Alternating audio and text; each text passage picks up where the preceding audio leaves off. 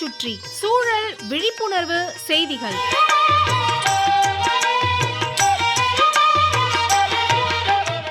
அன்புள்ளம் கொண்ட மூர்த்தி ஐயா அவர்களுக்கு உங்கள் மாணிக்கம் எழுதும் மடல். நலம் நலமறிய ஆவல். எல்லாரும் கடுமையா உழைக்கிறோம். எதற்கு?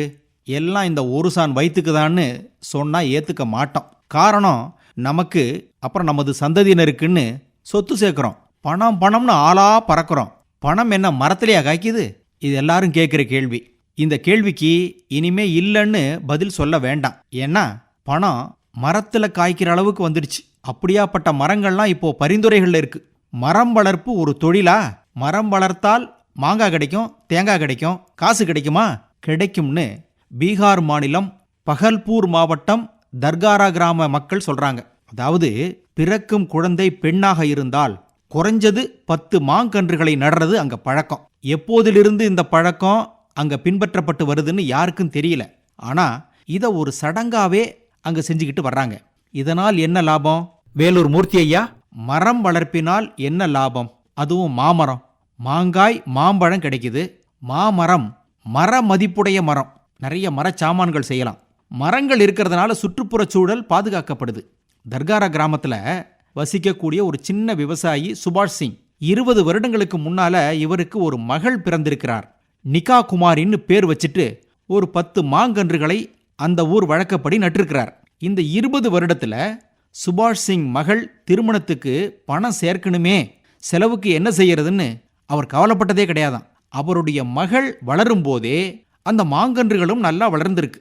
3 வருஷத்துல காய்க்கவும் தொடங்கிடுச்சு அந்த மாமரங்கள். மாம்பழங்களை சந்தையில விற்க ஆரம்பிச்சிட்டார்.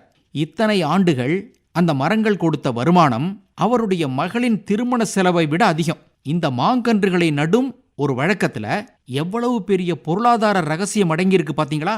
மாமரத்தினால இவ்வளவு பெரிய மாற்றத்தை கொண்டு வர முடியுமான்னு ஒரு கேள்வி உங்க மனசுல எழலாம். தோட்டக்கலைத்துறை நிபுணர்களை கேட்டா விரிவா விளக்கமா சொல்லுவாங்க.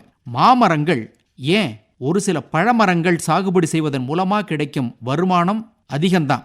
இத உணவு தானியங்கள் விதைத்த விவசாய அன்பர்கள்லாம் இப்போ தோப்பு பழமரங்களுக்கு மாறி இருப்பதன் மூலமா நாம தெரிஞ்சுக்கலாம். மூர்த்தி ஐயா, பகல்பூர் மாவட்டம் தர்காரா கிராமத்துல ஆயிரக்கணக்கில் மாமரங்கள், லிச்சி மரங்கள்லாம் இருப்பது ஒரு பெரிய உதாரணம். இதே போல நம்மூர்லையும் நிறைய மரப்பிரியர்கள் உருவாகிட்டாங்க.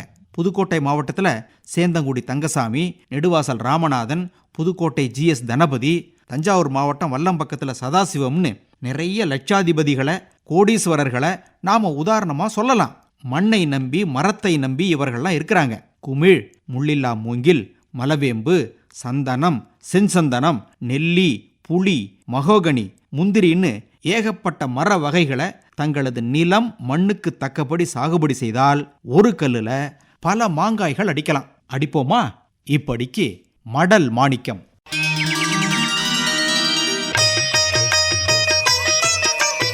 நம்மை சுற்றி சூழல் விழிப்புணர்வு செய்திகள் கேட்டீர்கள்.